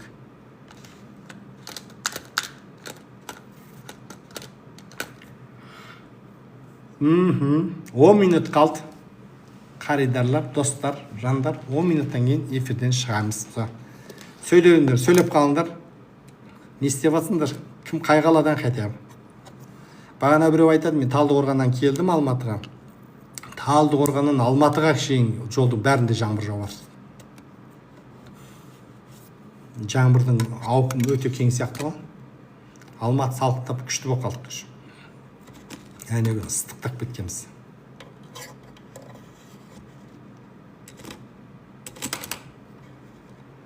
Жезқазған дейді. Жезқазғанда күн жауып жатыр ма, жаумады ма? Қандай күн? Жезқазғанға бір бару керек еді. Қарағандыдамын дейді. Сіздер күшті. Қарағандының адамдары негізі барлық жер бірдей ғой, жақсы. Жауды дейді. Қарағанды. Жауын жоқ дейді. Біз деген өте керім. Бізде мына Алматыда бөктерінде білесіздер, Алматы әдемі қала ғой, мына жағында үлкен тау бар, Алатау, иә? Содан келеді ғой. Алматы Ербол Ершат. Біз деген жеке жұмыстар жасаймыз, академияда оқытам мен. Ол даму тоқтамайды. Өйткені мен чист ақшамен жұмыс жасайтын болғаннан кейін, өте қызық салаға кіріп аласың, болды ғой. Кейде мен өзім мынандай жағдай болған. Бизнестің ішінде ең жақсы бизнесті айттыңызшы, қандай бизнес деп адамдар маған неше түрлі айтады. Бизнестің ішінде күшті бизнес істегім келеді деп адамдар сол бір жолды қолайды ғой. Ақша сатсайшы дегенде, ақша сатсай. Ана обмен пункттің несі ме? Обмен пункттер. Соған қызығадым мен негіз. Ақша сатпайсың ба деп. Ақыр ақшаға келіп тірелдім, онда ақшаны сатайық та ғой. Күшті ғой, тауар сияқты қарайсың да ақшаға сол кезде. Бірақ естеріңде болсын, ол жерде не емес. Бірақ бизнестің бір түрі деп қараймын оны. Бұл бизнестің бір түрі ғана ол. Көп адамдар ойлауы мүмкін, обмен пункті күшті ақша. Ол жерде де не мынау девальвациядан битпон инвестиция жайында айтыңызшы. Оны білмеймін жаным. Білмеймін. Талғаттан сұрасай үйретеді дейді. Талғат па? Битпон ба? Мен оны білмейді кем. Битпон, ситпон. Искусственный интеллект туралы келейік. Жалпы бұл искусственный интеллект дегенде өте үлкен әзір шпион қоғамдағы. Білсеңдер, соны түсіндір. Бұл искусственный интеллект шпионды вариант. Искусственный интеллект осы күнше дамитын болса, адамдарды бір түнде қырып тастайды деп мен айтқам. Бұл атом бомбасынан да үлкен қару шын мәнінде.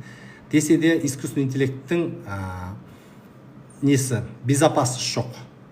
Адамдардың бәрі искусственный интеллектке ілінген, бәрі сотқа қарайды, сотқаға тәуелді, адамдар сөйлесуден қалды. Мен осы жерде үлкен жұмыс жасап жатырмын. Алда уақытта бұның нәтижесін сендерге көрсететін боламын.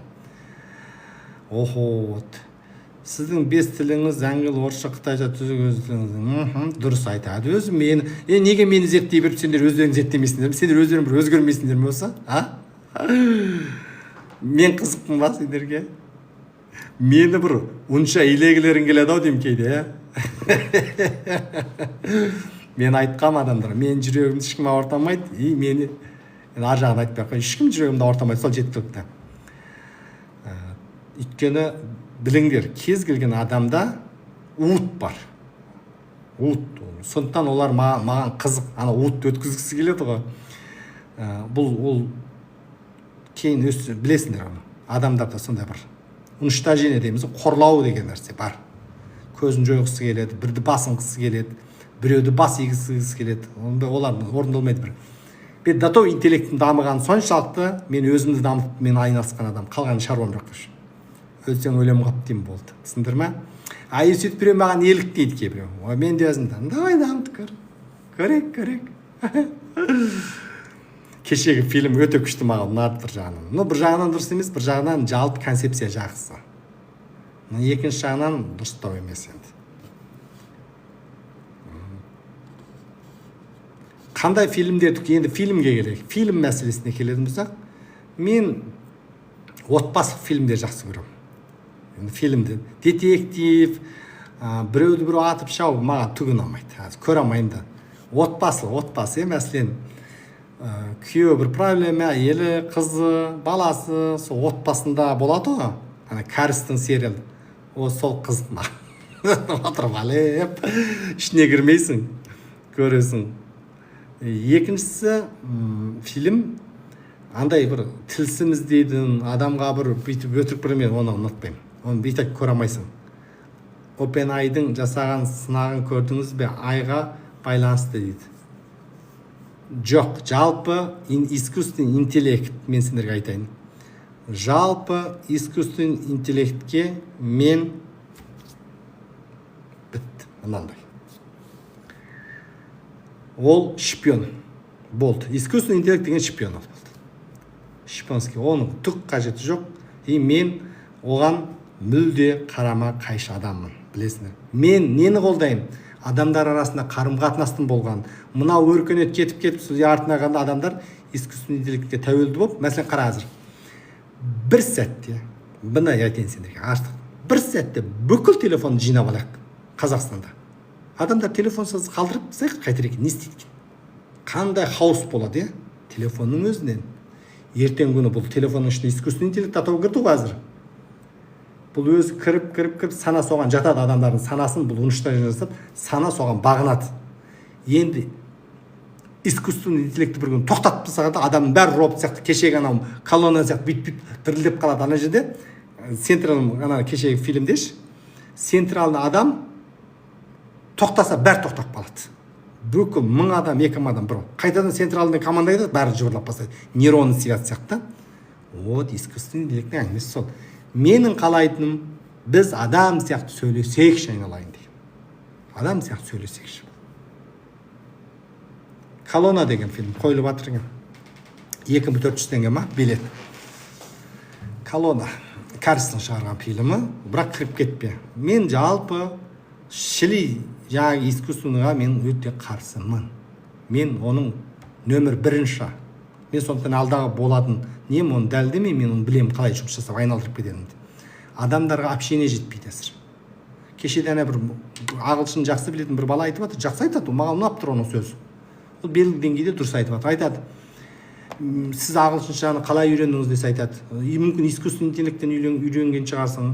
Или ана жоқ, мен ағылшындармен сөйлестім. Сөйтіп үйрендім дейді. Дұрыс айтады ол. Ол туралы бұрын айтқан, тілді қалай тез үйренуге.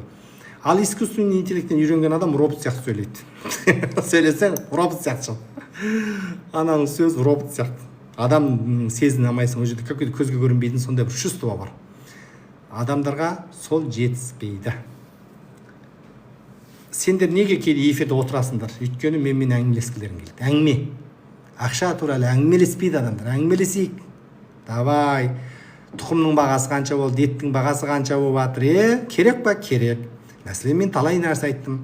Америкаға барған кезде мен жұмыртқаларды қарадым. Оларда жұмыртқа бір нәрсенің ішінде 12 үштік салынады. 12 үштік. Бізде 10 үштік. Ол деген үлкен бағана. Оларды сүттердің 3 литр, 5 литр, 2,5 литр, 5 литрге сондай сүттер сатады. Әдемі. Еще олардың коласы қалай, коробкасы. Колалар кішкене, бір 3-4 рет ұрттасаң бітіретін колада. Бізде ондай кола жоқ. Бізде кішкенелер бар, ондай 250 грамм. Аналардың колалар өте ыңғайлы. Үйге әкеп қоясың. Бір ненің ішінде 23 түк бар. Жақсы нәрсе айтады. Бізде сөйлеспейді адамдар. Сендер, мен сендерге ашық айтасың, сендердің балаларың сендермен сөйлеспейді. Сендер балалармен сөйлеспейсіңдер. Сендер күйеулермен сөйлеспейсіңдер. Әке-шешеңмен сөйлесу жоқ адамда. Адамдарда сөйлесу ұмытып кетті, ол бір дәстүр жоқ болып бара жатыр. Искусственный интеллект осыны жойып жіберіп жатыр. Сөйлесу керек адам. Мен әкеммен отырып алып сөйлесетін, ой шөп шауып отырыппыз деген. Әке, математика деген не, математиканың шыңы қайда барады, адамдарға осы керек, біз деген тірі жанбыз атаңда. Қызбен де адамдар азыр жігітпен қыз жүрсе, бір гүл береді, барады, жатады, или бір дискотекасы барады, жатады, бітті, арғара бір-біріне интерес жоқ, сөйлеспейді оларда. Оларда төсек, жатыс бітті. Неге қызғасың, не істейсің, оларды махаббат десе, оны төсек қатынасы деп қарайды адамдар. Көрдің бе? Бүкіл еркек махаббатты төсек қатынасы дейді, бітті. Бір рет жаттық болды, араласпай қойшы. Біраз уақыттан кейін екеуі бірін бетін көргісі келмейді. Өйткені ортада связка жоқ. Мен ана бизнесменге айтқам, сен білесің бе сенің өйткені строительный компанияны, сенің разумың былай жұмыс жасайды. Бүкіл адам басуы. Кірпіштерді қоясың, бірақ ішінде связка жоқ. Или фундамент қоясың, сенен алып келесің, құм алып келесің, тас алып келесің, цемент құймайсың, болды. Араластырып қоясың. Тұра ма ол? Бұрт ыдырап түседі ғой. Связка жоқ адамның. Міне осы связка мен беретін адамның. Мен оны зерттеп тапқам. Содан кейін қызықпын мен. Өйткені мен бірнәрсе жұмыс, мәселен менде жұмыс істетем. Тамақ жасайтын адам бар, анау бар, мынау бар. Тамақ қалай жасау керек? Не істеу керек завтракқа? Обедке не істеу керек? Өте маңыз. Олар сөйлеспейді. Өз білгенсің, нет, болмайды өзім. Мен оны потребление жасайды, менің асқазаным. Мен ауырып қалатын болсам, атағында саған кім азартылып береді. Сондықтан менің бірінші өшет аппетитіме қара, аппетит нені қалап тұр. Сондықтан бағана ағылшын баламда өте жақсы айтады. Мен сондықтан адамдардың адаммен сөйлесіп тіл үйренгенін қалаймын дейді. Өте жақсы. Білім, ақша деген сол сияқты. Баю деген сөйлесуден туындайды. Сөйлеспесең қызық емес. Құрғақ ақша, ортаңда тек қана су қой, ақша жүрсе адамдар бір-бірінің бетін көргісі келмей кетеді. Бірін-бір сатады, бірін-бір өлтіріп тастау үшін барады адамдар. Егер чисто ортада ақша жүретін болса, бағана жетістік деген не, деп біреумен меймді жеді ғой. Жетістік деген дұрыстап сөйлесу, общение жасай алу біреумен. Вот жетістік. Осыған келбаңдар сендер. Ол дұрыс общение жасай алмайды. Менде сондай адамдар жынды сөйлеседі адаммен. Общение, адам деген күшті сөйлеседі адам деген. Маған қызық біреу айтады, бір кезде айтқан, сіз ананы білем дейсіз, мынаны білем, бәрін істей алам, емде кетем деп, бұндар ана гипнотерапия жұмысы. Неге өзіңіз ашки тағасы дейді да? Чтоб сені жақсы көру үшін дедім ғой. Сені жақсы көру үшін, сені анық көруім үшін ашки тағам десем, қырылып қапты. Ай, қоймай, шын ғой. Не деген сөз ол нәм? Сенің ішіңдегі сушынстар, сенің ішіңдегі жын шайтанды жақсы көрем мұнаның арқасында мен. Десем күлер. Трамп енілі жайлы ақпарат жарияды ғой, оттай береді. Жариялай берсін, е. Жариялай берсін. Ну что? Былайшыға айтқым кеп тұрғаны Ербол Ершат. Сен Еноладан мықты емессің деп тұрсың ғой. Енола деген бір күшті бір қаһарман бар. Біздің сыртымыздан сол бізді басқарады. Біз Енолаға бағынамыз. Құдайдан кейін мүмкін бірінші Құдай ма, Енола ма, екеуінің қайсы деп тұрсың ғой. Оны біліп тұрмын мен. Мына жаңа майкым еді. Бірдемесін қиып тастайын. Мен бірдеме істеген кезде бірдеме істеп отырамын, андай бір білдер бар ғой. Қышты батыр. Қумашы дейді. Отырық айтпашы дейді. Сенен рұқсат сұрамаймын ғой өтірік айтсам да. Өтірік айтам ба, қуам ба, мына болашақ дей ма? Сенен рұқсат сұрамаймын ғой. Жаным ау. Сен емессің ғой маған рұқсат бер. Мен өзім қалай илеймін, солай илеймін. Дато сол илеудің ішінде сені де кіргізіп илеймін керек болса.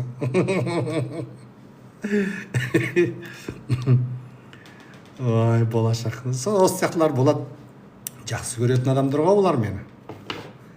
Біреулер бізде қоғамда хейтер, ойбай хейтер деді. Хейтер деген боқты жеген біреудің шығарған анықтамасы. Хейтер деген не? Адам ғой ол. Хейтермен күшті дос боламыз біз. Өтірік айтпаш деймін, болашақ өзің қылмашы. Болашақ енді анау төрде отырып бұтына жіберіп қойып, или жел шығарып қойған адам сияқтың тірлігін істеп тұр ғой енді. Сондықтан естерінде болсын, қыз болсын, жігіт болсын, біз әңгіме деген нәрсе, әңгіме өте керемет. Әңгіме. әңгіме болмайынша біз бір-бірімізді түсінбейміз, бірімізге жақындамаймыз. Эфирді созыңызшы дейді. Жарайды, созылып кетті өзі дейді. Айгерім созғанмен мені туалет күтіп тұр бірақ. Сен мені биологиялық процесс өмірімді, биологиялық бір организм екенді түсініңдер сендер. 1,5 сағат отырып. Ой құдай. Алиса күліп қат. Адамында. Тосамыз. Өтірік күлмейді. Болашағың барға. Болашақ қыз болсаң, маған ғашықсың, ұл болсаң, менің водителім болайын деп жүрген біреусің өңір, шын айтам. Ай қызығай. Болашақ деген. Жақсы. Кейде мынандай бір кезде бір айтып едім, қызық. Оны мен айтқаннан кейін көп адам досталды негізінен. Бізде ана YouTube жүргіземіз, Instagram, сонда ана отзывтері болады ғой. Көп отзывтар болады, мына лайк басады. Көп мен сияқты контент жүргізіп жүргендер бар енді өзінше. Соның бәрі анау именно негатив жазғандарды мен жерге шығарып қойылады TikTokта. Сен айтпеші, мен айтам, нафиг сен внимание қоясың оған. Оданша сен туралы жақсы айтқандарды шығарса жоқ деп. Адамдар ондайды айтып көрдің бе? Қоғамдағы адамдардың тірлігін да. Мәселен сендер қара. Сендер біреуге подписансыңдар. Сен де отзыв жаздың оның бір видеосына, біреу де отзыв жазды. Сен де отзывың тұр, сен жақсы отзыв тапсың. Жарайсың, молодец, күшті деп жаздың. Бірақ сондай сен сияқты отзыв жазған 100 адам болсын, анау ішіндегі бір адам тауып алады негатив, соны шығарады, соны. 100 адам қайда қалды? Менің позициямда ананы көтеніне бір теуем, пошел, иди дейсің, короче, да, мына 100 адамды алып келдім, айтамын, 100 адам контент. Молодец, осы 100 адам мен туралы жақсы істеген, мен сендермен біргемін, бітті. Сендер мен қоғамда жаңағы анандай мейді. Оны бұрын айтқанбыз енді, түсініп қойған шығарсыңдар, пока ондай неше, сөйлей берсін, шаруаларың болмасын. Құдай сақтасын деймін. Сондықтан біз деген кейде сендер мына жерде жақсы отсып жазғандарды бір-бірлеріңді қолдасаңдар болады. О, молодец, я мен келсем. Біз деген көбінесе ерегесіп, зачем? Көтеніне бір тебесің болды ғой. Жер шардан шығарып тастайсың, ай шарға апарып тастайсың, Марсқа апарып жібереміз. Илон Масктың кемесіне саламызда Марсқа лақтырып жүреміз, кетсін сол жаққа. Марсқа барып өмір сүр дейміз, бітті. Біз жер шарда кайфовать етіп өмір сүріп, түсіндір ме? Көп адам жер шардан қашқысы келеді. Сендерде де мынандай позиция болуы мүмкін өмірде. Блин, анау ұнамайды, мынау ұнамайды, блин, бір жаққа қашып кетсем деп жүретіндер бар ғой. Қашып кетсем, үйден қашады, мен айтамын, нафиг қашасың үйден? Керісінше қашатын адам аналар. Түсіндір ме? Сенің саған қарсы сөйлейтін, қарсы жүрген, сені қолдамайтын адамдар қашу керек. Мен өнемін сондай адамым. Қандай кітаптар бар оқуға дейді. Енді оған не деп айтсам екен? Енді Толстойдың кітабын оқу керек бір. Мен Толстойдың жақсы оқығам шығарман. Классикалық кітаптар деп айта аламын болды. Классика. Ужуз емес.